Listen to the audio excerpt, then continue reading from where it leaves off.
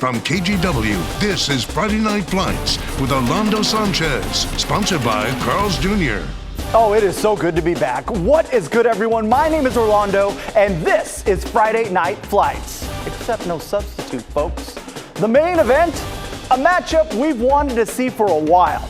The two best teams in the spring finally going head-to-head. Westland visiting Sunset, both teams 2-0 so far. The Apollos came out fired up and ready to go, but so was Westland and quarterback Chase Harmon. First quarter, Harmon with the long ball to Barrett Brundage. Gets behind the D and Westland jumped out to a 21-0 lead. But Sunset's defense strikes back in the second half. Blake Hurley, fumble! And Padraig Owens off to the races. Just like that, it's 21-7. Later, how is this for some guts? On 4th and 15, Harmon finds Gus Donnerberg, one of his favorite targets.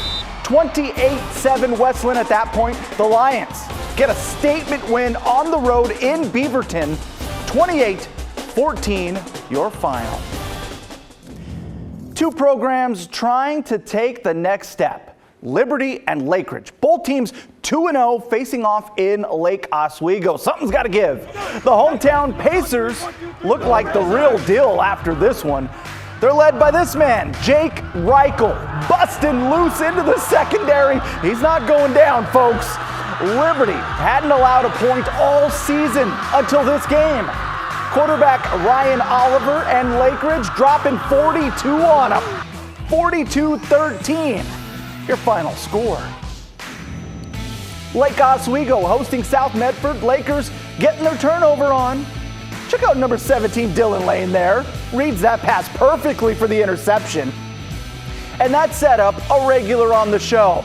Gabe Olvera weaves his way through the defense, and Lake Oswego wins big 41-7.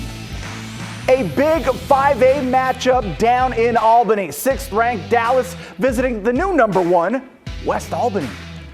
Let's open things up in the first quarter. Dragons, Ashton Foster in business. 1 yard for the score. Dallas on top, 9-7. Is that an upset I hear? Oh, there's a reason those Bulldogs are on top of the rankings. Michael Kale to Tyler Hart-McNally, and he's got reservations for the end zone. The freshman 60 yards to the crib. Bulldogs hold off the Dragons 21-9. The Camas Papermakers 0-2 to start the year, and things don't get any easier as Jesuit comes to town. The Camas marching band leading the charge. Do they know any Metallica? Jarius Phillips sure knows how to rock. Pushes the mosh pit into the end zone, gives the Papermakers 6 points.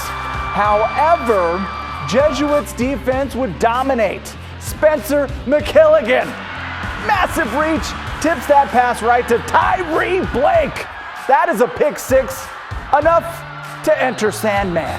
Jesuit gets the 20-10 road win.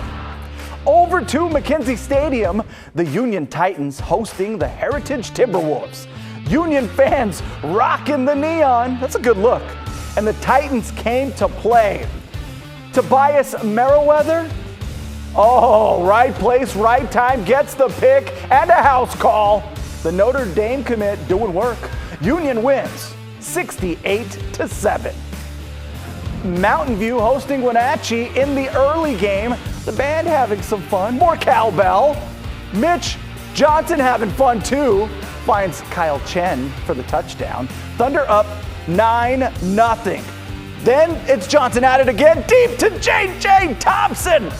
Thunder roll 51-14 at home. Your votes were supposed to take us to LaSalle at Parkrose, but real life got in the way this week, and that game was canceled. So we called an audible. The second place game in our poll, your game of the week, takes us to some PIL action. The Grant Generals playing host to the McDaniel Mountain Lions. Home opener vibes for Grant at the Marshall campus. Scoreless until the second quarter, and that's when the Generals snapped. Jay Sean Pete have some. 39 yards to the house. He scored a couple of touchdowns.